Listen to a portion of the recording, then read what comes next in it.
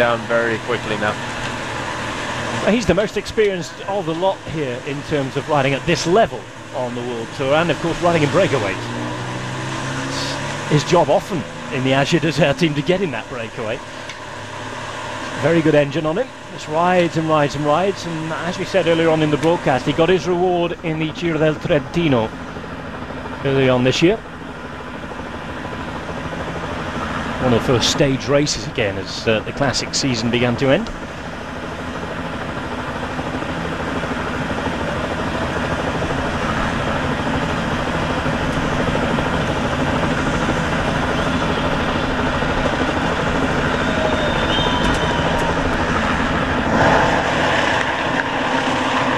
Now Astana, first appearance at the front. We've seen them hiding all day long. Actually, I think that one of the riders might have actually climbed off as they came past the commentary box. Very much looked like it. I'm not sure exactly who it was. They came past too quickly, but the team cars were stopped and they were looking to stop. And again, if you've no interest in doing anything at the time trial tomorrow, why not? Now here's Martin Kohler, right at the front of the group.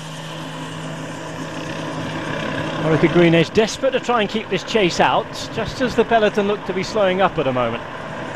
Yellow jersey of Matthias Frank, and now if you're BMC, how do you play this? Do you want to keep riding at the front and keep helping out here and keeping Frank out of trouble? Perhaps even setting up a move for him, because anything that he can get will obviously aid him tomorrow. Yeah, I think it's going to be difficult for Frank to spring a surprise attack on anyone, but certainly won't be a surprise. He's in yellow. Yeah, exactly. But you know, it's certainly not a bad thing to keep him, or keep on the front and very, very near the front to make sure that he's safe. Although the roads are big and wide, there's not really any major problems coming up at any point on this circuit. You still want to make sure that you're right near the front so you don't miss anything. And with the wind that we have, although it looks like it's actually died down a little bit compared to earlier, you know, you never know if you're going to get that little bit of a crosswind, because the wind direction kept on changing all the time, all the way around this circuit. And if these teams, the sprinter teams, are sort of putting the pressure on there, then you know, they could all of a sudden put people in trouble and string this peloton out, and all of a sudden it snaps. And if Frank is behind it, then they're in trouble. You can see the pace visibly upped in the last kilometre or so. The gap has gone down to 51, but you could see the physical effort being put in at the front of the group there as they head through Trubach, one of the towns very close to the border with Liechtenstein. Team cars now being asked to wait on the side of the road as the peloton are just within 45 seconds. You could just see the IAM car pulling over. Bouet, do you think he's going to have a little move here? Well, he'll want to keep it going. It's now or never. If you're going to make a solo move at some point, it's certainly not a bad thing. And then he's backing down, maybe getting a new bottle, and then you could potentially see Bouet putting a solo move in. 38 seconds. Yeah, I'm not sure if he'll be able to get a new bottle now, because I think the team car's been advised to pull over. He feels like he had just caught them before they went. The Burgwijn Vartu, ancient castle, stands now on a vineyard.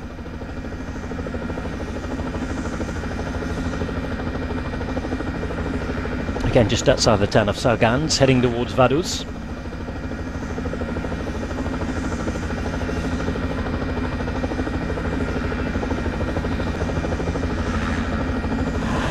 So the move's been made, and it's Renaud Hollenstein. He's had a go, and again it was getting towards the time with the gap coming down very, very hastily, where if somebody wanted to try and survive on their own, they had to give it a go. And of course, being in the IAM cycling team, being a Swiss rider, you've got to do it, really. Hollenstein has gone. 31 seconds still his advantage. Bouet has since drifted back, with Vecher and Mori not bothering the chase either. They're spent. Hollenstein wants to prolong his stint at the front. 26 kilometres to pedal. It's a long, long way with this small gap. Yeah, it certainly is. But you know, if the peloton catches those three riders and they realise there's one guy on his own out there, they might back off a little bit again and leave him just get a little bit further because it's just that much easier to bring back a sole rider on his own than it is to bring back a quartet or a trio. A neutral service car just being asked to move up ahead towards the front of that breakaway. Again, that's because the gap is now under 30 seconds. And here they come. Cannondale now leading. Orica Green Edge man who was on the front, Sambouli, has since peeled off. Kiwi rider going back into the bunch as the main sprint teams are starting to move into formation. You can see a few of the Katusha riders out the front. Yeah, you know, this is something that Cannondale does an awful lot of. They take up the chase very early on, and then you see them kind of running out of riders towards the very, very sharp end of the race, and I'm talking within the last kilometre and a half. And you know, a lot of the time Sagan or whoever's doing the sprint has to more or less find their own way through the peloton, find a good wheel to go with. I would like to see one, maximum two Cannondale riders, and then ask for a bit of help from Orica Green Edge, Katusha, and those teams, rather than spending all your energy and then sort of leaving the other guys well and rested and with manpower later on. It's not necessarily just for Sagan, because I think he's shown that he can win, certainly often without a lead out, but again, just wearing down the opposition a little might help. Yeah, it certainly is going to help. 31 seconds. These aren't the two people in the breakaway. Mori and Vrecha look to have sat up a little to me. Now BMC making sure and starting to fight for possession of the lead in this group, and I think with the gap coming down you might just start to see this slow up a little. 19 seconds now for Reto Hollenstein as he turns out of Switzerland and starts to head to the border with Liechtenstein.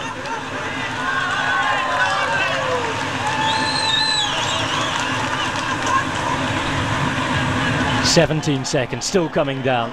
They want to bring this gap back now." Is it too early? Still, in my book, it is too early. But we've got 10 kilometers to the bottom of this climb, and it is a little bit early. Taking Kolb up here as well with his Argos Shimano guys. Can he get over this climb? Well, he's proved in the past that when his legs are right, he can. He's towards the back of the group there. As you can see, it's starting to get strung out to those who are feeling now 8-9 days of racing in their legs, I think, certainly with yesterday's stage. Really causing a few problems. Oh, we've got to remember that Degenkolb has been away training and really had a big sort of mountain training camp, and he didn't feel too happy on the flat as we came into this particular race. But as things have gone on, he seemed alright. So it's up to show now whether whether that camp has really improved his climbing. Hollenstein riding for pride here, riding for team pride.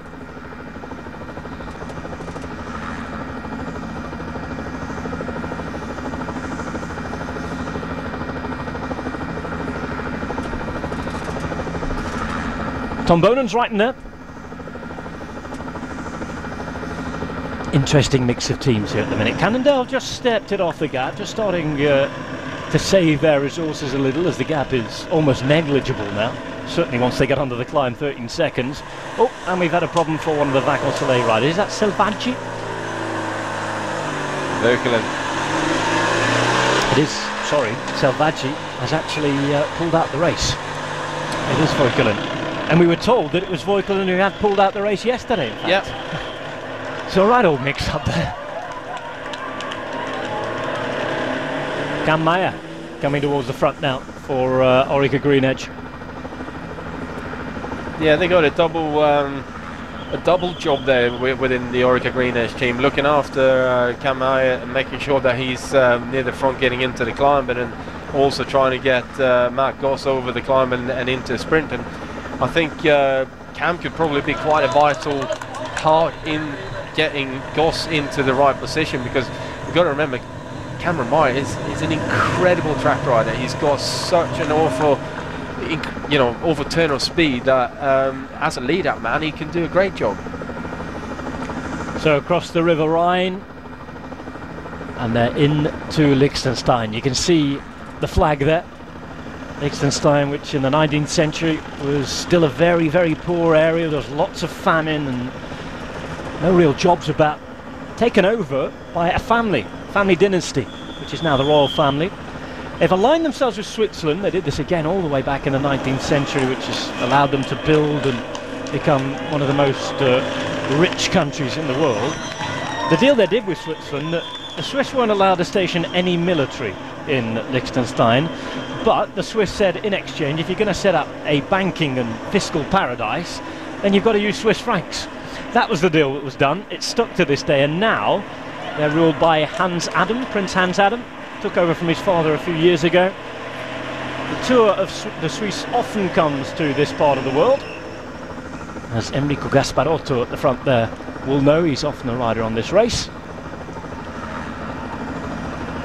And Liechtenstein, I think per head, is one of the richest, if not the richest countries in the world. Now then, Enrique Sanz pulling up the work for Movistar. Jesus Serrada not far away. I wonder if Rui Costa's thinking about being a little cheeky here. Sanz pulling things along now. I can tell you that Andre Amador might be another man that will want to have a go at this. Yeah, they could suit Amador, definitely. I don't know. It's some interesting tactics being thrown into the mix here right at the moment. You know, two riders in front of, well, with Costa there. It's too early, it's way too far out from the climb. Okay, perhaps just about simple protection again. And just showing the other teams who's boss, we're here. Well, there are easier ways to protect your GC man than what they're doing right now. Okay, there's a fair bit of sort of traffic furniture in the road that you want to make sure that you avoid and stay clear of, but at the moment it seems like there's no team really with the strength to take on this race. Now it is Blanco who take over at the front. Ulrika Greenedge coming through again. Leading Cook. Now the Vaduz Chateau. This sits upon the hill right above the Liechtenstein capital. It's where the royal family lives. And it's quite a majestic building. You could see it hanging on the cliff as we rode down through the streets of Vaduz. It was easily visible, and in the earlier sunshine looked even more glorious than that.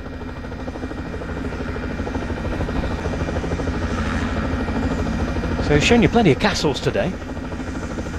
We're about to go and show you some bike racing and hope that it stays nice and dry, because here at the finish line, I'm not sure about you, Magnus, but it seems like it's gone almighty dark. Well, it's certainly casting over a little bit, and the wind is picking up. Now problems, real problems for Ulrika Greenedge. Oh dear.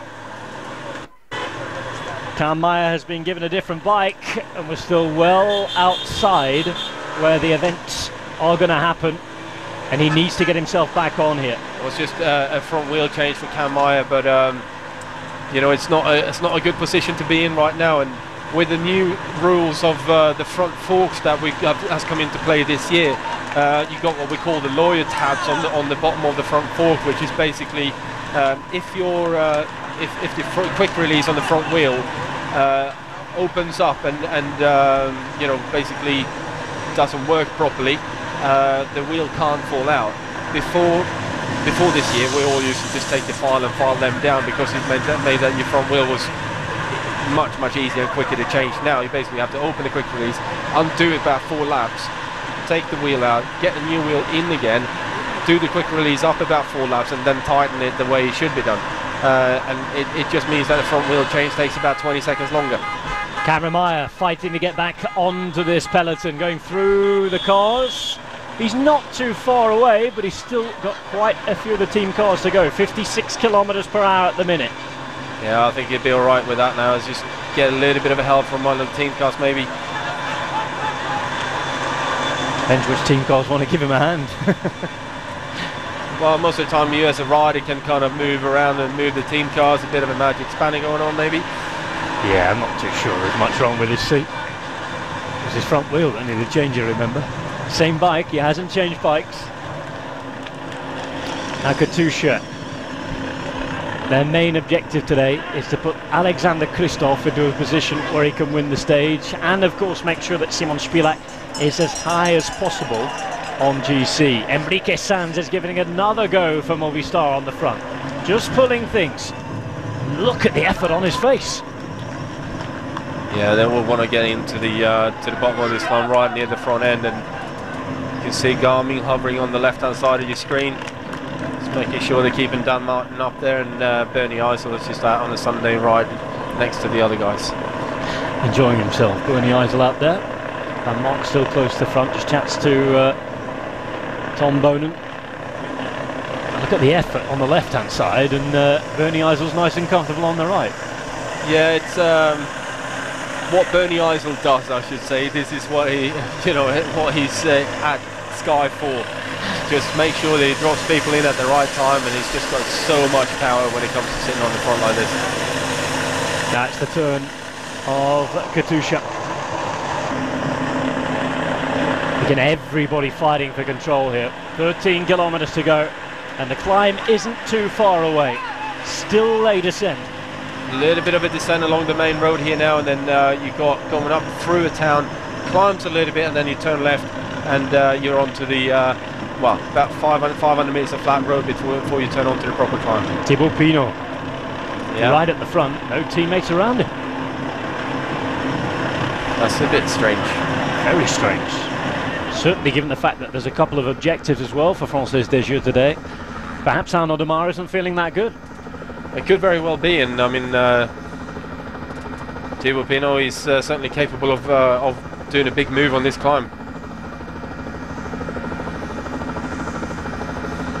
Philippe Gilbert on the right-hand side of your picture, making his way to the front. Macancellet wants a bit of this as well. Everybody wants to get something. Louis Van Poppel is the sprinter in the Vacances Soleil team. They've got interesting riders. Okerlund's one of them, now Garmin.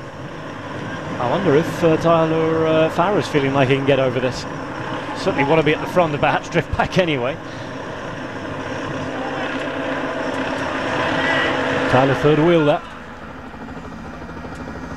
Not too much sign of Saxo Bank or Daniele Benatti. Pere Sagan. With the yellow jersey sitting right in next to Alexander Kristoff, about 25 wheels back, right in the middle of the chaos. Garmin trying to organise themselves. Tyler Farrar now leading the group. This is where we turn on to the climb. So through this little town, and the road will start to go uphill.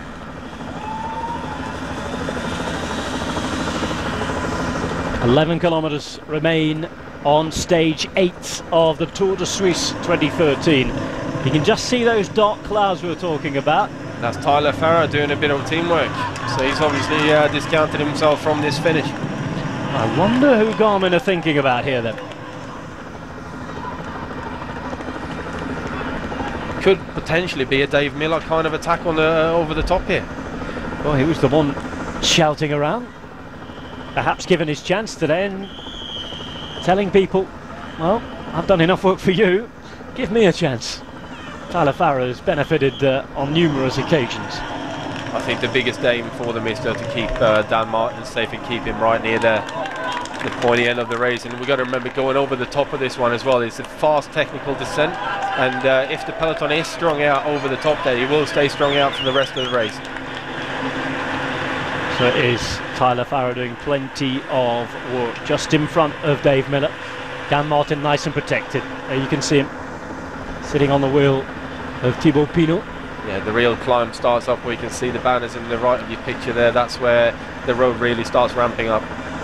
Strange climbing, it almost doesn't hit you what gradient riding until you look down at your computer, just slowly goes up. Yeah, it just gets steeper for every sort of 200 meters that you ride, and all of a sudden you realise that, well, I found anyway, I did the first part of it on the big ring, and then all of a sudden I'm thinking there's no more gears, and it doesn't seem that steep, you know, what's going on? It's almost, as well as you see the vital statistics, 3.3 kilometers long, maximum of 7.5. about right, perhaps a little higher I think in places. 6.3%, but you climb over 200 metres. And you also continue climbing slightly after the King of the Mountains points are given away. Yeah. Matt Heyman on the left-hand side yesterday said he was absolutely tired out. Robert Vrecha just hanging on for the minute. I'm not too sure how good he's going to be at that as Olivier Kaizen sits up and says, well, that's my work done. And the Eisel has done his work for the day as well. Vladimir Karpitz. Not seen too much of him in this race. Normally it's a race that he loves as well, Tour de Suisse. Yeah. Movistar trying to put Rui Costa into the right place. Jonas Alstrand is still close to the front as well. 9 kilometres to go, and into the woods it'll really start to ramp up. Again, heading out of Liechtenstein, the border with Switzerland again is at the, you can see right at the top. The Swiss soldiers standing at the fort.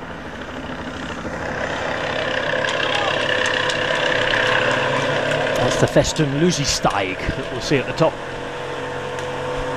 Dan Martin on the left-hand side of your picture. Just in front of him, Dave Miller. This is going hard now. Dave Miller is really putting a big turn in. Where's the yellow jersey? Are they going to get rid of any sprinters? Perhaps Dan Martin wants to try and take some time back. Difficult for him.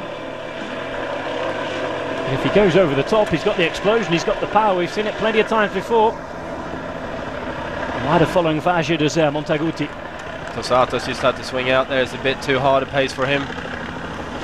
And look, gap in the peloton. They've got to make it up. There's Peter Sagan. Thibaut Pinot in the King of the Mountains jersey. This is where it hots up. You've got to look and try to account for everyone at the minute. We've panned down and we haven't seen the yellow jersey. Where is Matthias Frank? An effort here, looks like Andy Kluden maybe? Yep. There is Matthias Frank, being told that one of the Lampre riders has fallen a little further back.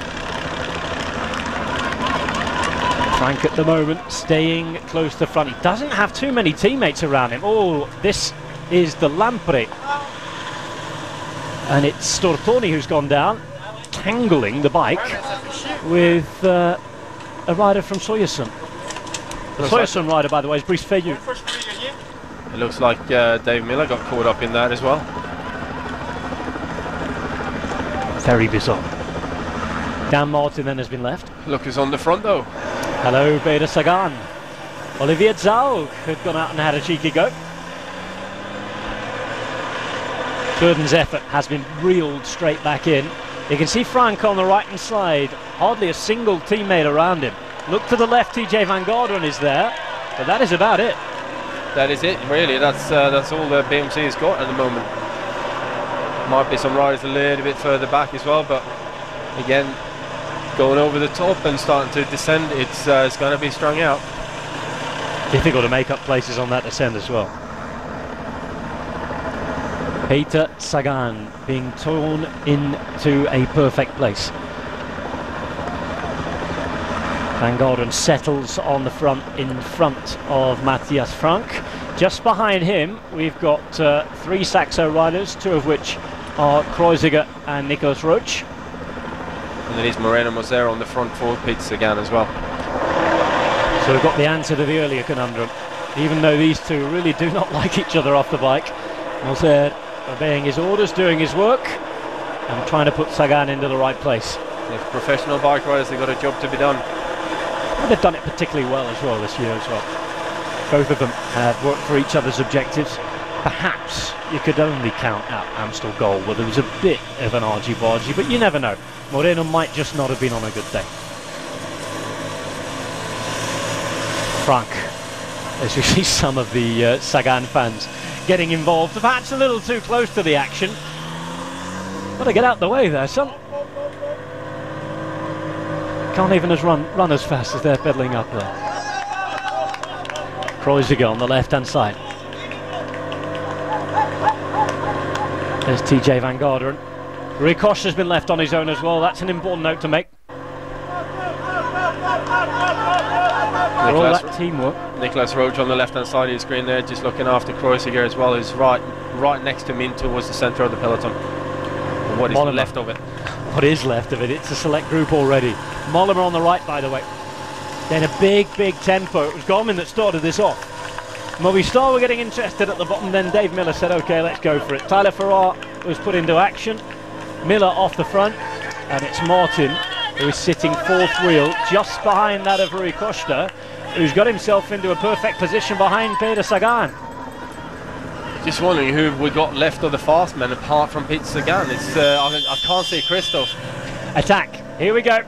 One of the Azure Desert riders is having a go. And the man who has gone is Jean-Christophe Perrault. He's going to take the King of the Mountains points up at the St. Lucie Steig.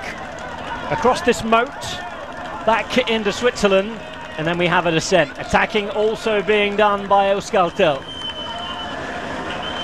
Yellow jersey decently placed at the moment. Can't see any of the other fast men in the peloton there. Obviously haven't spotted what's left from any Argos riders. Jean-Christophe Perrault tired.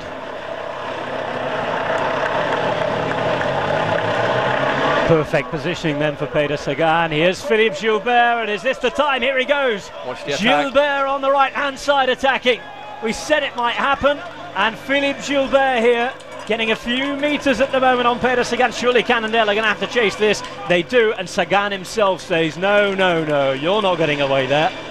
Mollema follows him behind. It started. Peter Sagan is always flirting with the idea of maybe going on his own, or maybe trying to bring away a small group of, a select 3-4 guys. We saw it in Gent-Wevelgem when he won that. Sagan, followed by Mollema. Sagan radios in to say he's going to control the situation. The attacks are not over yet, definitely not. Still slightly climbing, bit of a false flat before the real descent begins, which is in the next few moments. Dan Martin is there. A couple of Français des Jeux riders. Yeah, working for Thibaut. Thibaut Pinot, the man that's got to be followed. If Sagan stays in this, surely he's got the stage. I can't see anyone else really out sprinting him as such. It's whether they can sort of catch him at a bad moment, or just get a little bit of a surprise attack coming from with a very high speed from behind. That would be the only way to really beat Peter Sagan at this finish. Arnaud Genesson working for Thibaut Pinot at the front for Français des Jeux. This is all that's left. Yeah, like we said, it was going to be a hard finish over this climb. Only Sagan, I think, of those who could be a big sprinter here. Gilbert is there. Perrault. Sagan is on the radio trying to get his teammates to come up near him as well to make sure that he's got a little bit of safety around him. 5 kilometers to go. Looking around, just if you see Tom Bonan in this group, haven't seen him for a while. Another sprinter down. No, Bonan's not there.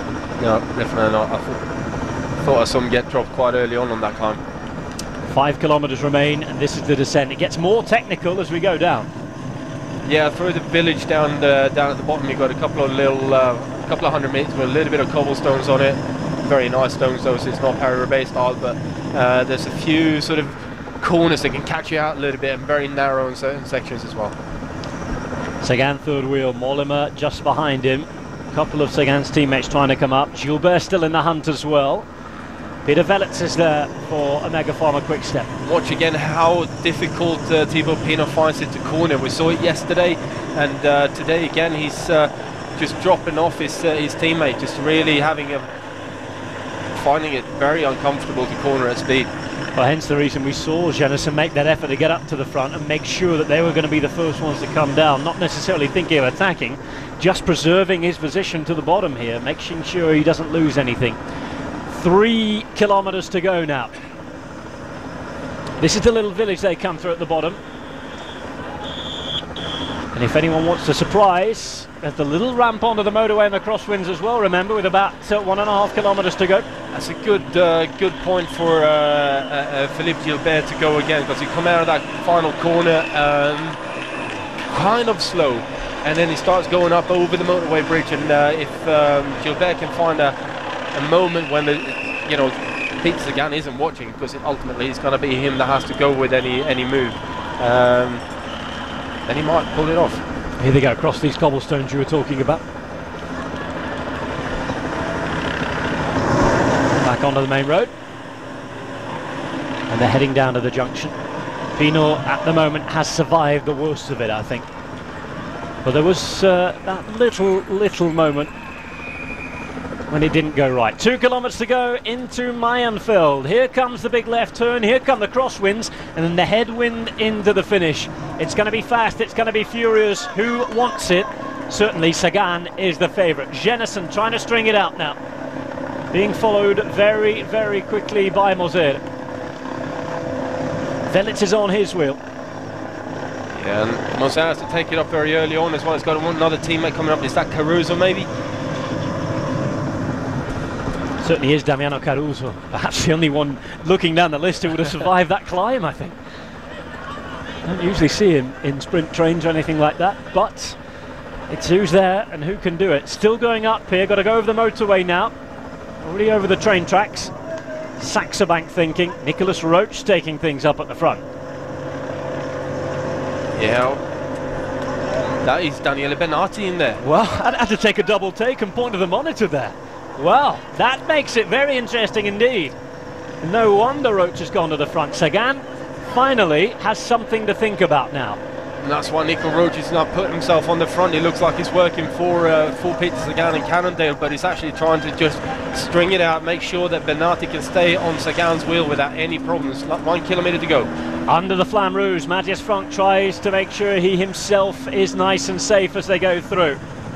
Cameron Meyer is just on his wheel. Here comes Philippe Gilbert making his way to the front as well. Benatti, the number 1, 2, 3, right on the wheel of Peter Sagan. TJ Van Gogh in the meantime comes round and tries to escort both Philippe Gilbert and Matthias Frank into the right position. Scarponi is there as well, remember. He comes around on the left-hand side. Meyer making sure he's at the front. Here comes the big right turn. Headwind time now, and 500 metres to go with BMC and TJ Van Gogh leading it up. Matthias Frank coming out on the left-hand side, trying to lead out Philippe Gilbert perhaps. Let's go. Sagan waits, as does Benatti. Headwind, remember, on the sprint. 300 metres to go. Sagan being led out now by his teammate Damiano Caruso, and here comes Benatti through the middle. Sagan is on his wheel. Cameron Meyer giving it a go as well, but it's Sagan against Benatti. Sagan has taken it through the middle, but Benatti still just about in front. No, Sagan. It's Peter Sagan in the last 20 metres or so, who just inches himself ahead of Daniele Benatti. The first real time that those have gone head-to-head this year. Tell you what, not a bad sprint either from Cam Meyer in there. I think that was actually Michael Albassini, if I'm not mistaken. I can't actually see Cam Meyer in this group. Yeah, that is Albassini. You're right. Wow, bad news for Cam Meyer. Great news for Peter Sagan. Super celebration to go with it. Didn't have much time to think about celebrating this time because it was late. Yes, we know you're right for Cannondale. It's another victory for them. It is number 2 for him in this Tour de Suisse, and with that Peter Sagan also secures the points jersey for tomorrow. Well done to him. That was congratulations. It was a good sprint by Benatti and also Philippe Gilbert, I thought. Congratulations briefly from Moser on the way back there. This is the sprint again. 100 metres to go, he opens up fully, and it doesn't take him more than 25, 30 metres, maybe 50 metres to get around Benatti, but hats off to Benatti for making it over that climb and then pulling out such a sprint. It was a shock to us. Again, we both had to do a bit of a double take when we saw him there. Again with Albassini, he's one you might have expected to get there, but given the fact that he's not really been involved all week, it's presumed that the only Orica Greenedge jersey would have been Cam Meyer. Big problem for him being dropped. So it is Sagan, Benati and Gilbert. And this is the next group. Pozzo Vivo in it. In the meantime, while they're riding in, this man sits down.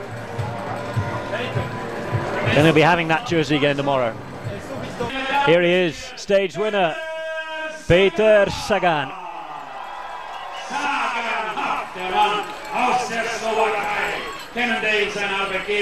Well, he's getting very, very used to this. The last 18 to 24 months have been nothing but phenomenal from Peter Sagan. Still only 23 years of age.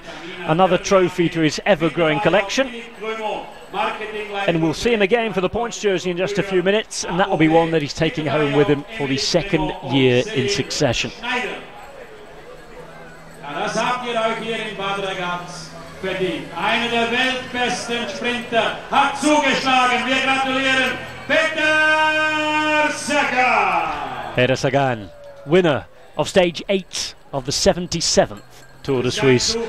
And just behind that broom wagon you can see the fan club boys waving their flags with great gusto.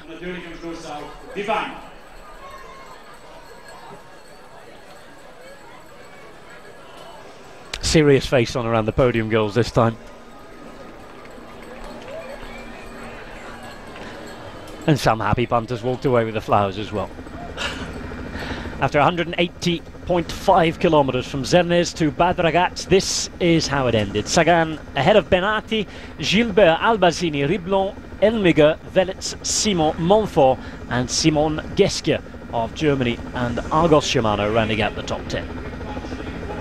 Well, that's the hill we climbed around.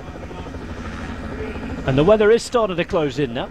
Certainly hoping that the skies will be clear for the time trial tomorrow, and that we get consistent weather throughout. The good news is that the gaps are separated by just a couple of minutes now, and the general classification, so it shouldn't be too big a difference. But look at the crowd waiting to greet this man, Matthias Frack. Yellow jersey still in his home Tour of Switzerland, and he is just one stage away from getting the biggest win of his career. However, it's not as simple as it sounds. 13 seconds his gap from Rui Costa. Not too many seconds the gap from a whole load of other people. Even potentially a teammate of his could take the jersey off him. So he'll be enjoying this just in case. But the Swiss would dearly love it if one of their own could win the Tour of Switzerland. And Matthias Frank is very, very well placed to do that going into the final stage. He walks off to continue his cool down. Nice and easy first half of the day. Escorted well by Martin Kohler and company. Last 15 to 20 kilometers, just had to switch the brain on again. Did it well though.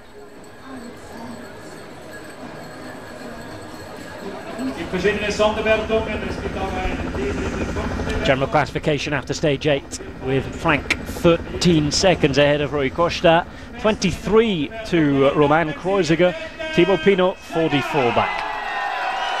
Points jersey time, and Peter Sagan now has an unassailable lead, 30 points ahead of the next man. Arnaud Demar in second, Alexander Kristoff in third for the time being, Marco Mollema, Matt Goss, Rui Costa and Gregory Rast in the top 7. Polka dot jersey for him. And they have to do it all again tomorrow. It's time to pick it up and take it home.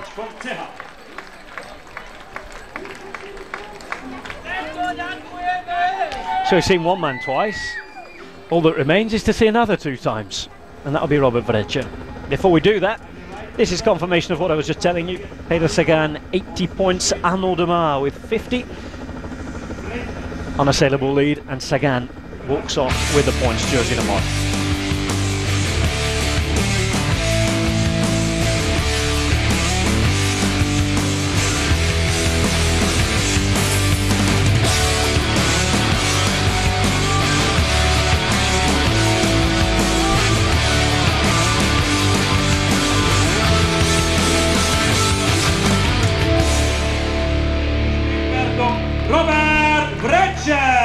Robert Vrecha here to collect the sprints jersey.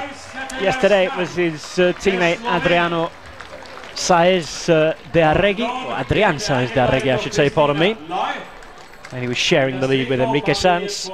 Movistar deciding not to chase today. Robert Vrecha in 2 breakaways this week, cleaning up the points in the sprints, also taking a fair few in the mountains as well. And he leads and has won the sprint classification. Robert Vrecha aus Slowenien. Slovenian Robert Vrecha struggling to hold on to all his prizes there. He's in the blue sprints leader's jersey and will be on the final podium tomorrow. It's another matter for the King of the Mountains though, mountain time trial. And just 3 points to lead in that. We'll go through that in a minute. As far as the sprint classement is concerned, 15 to 13. Maxime Brouet and Alexander Kolobnev finishing in the top 5. So a couple of prizes all sorted going into the final day. And that leaves us to concentrate nicely on the general classification and of course the King of the Mountains, which in Switzerland is a pretty coveted prize.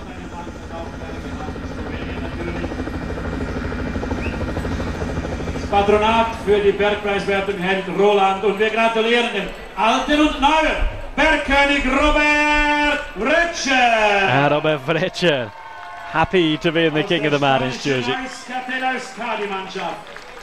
Und wird eingekleidet, es wird ihm gratuliert durch Aline Fischer und Tanita de Souza. Der Bergkönig bei der Tour de Suisse trägt rot. Ja, das bedeutet ihm einiges, das ist das Größte in seinem Palmares.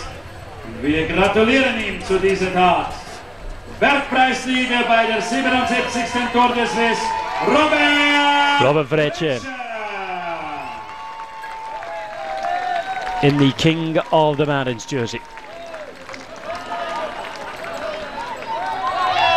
And looking like he's going to walk away with 2 jerseys from the Tour de Suisse.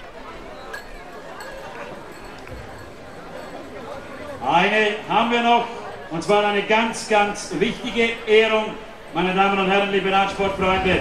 All das, was wir heute hier erlebt und morgen. So Robert Vrecha taking the King of the Mountains prize by 3 points ahead of Thibaut Pinot. Das machen wir. Und nun ist es an uns erneut, Danke zu sagen. Euer Applaus als Dankeschön an den OK-Präsidenten Christian Hummel.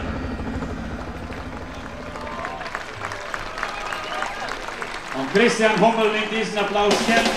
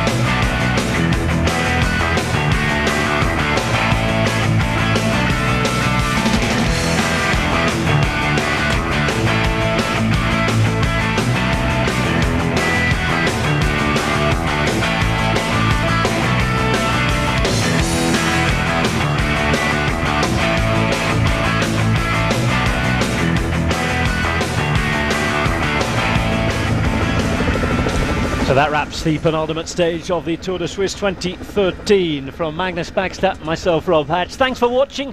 We shall see you tomorrow for much, much more to find out who will walk off with the yellow jersey. It's tense, it's tight.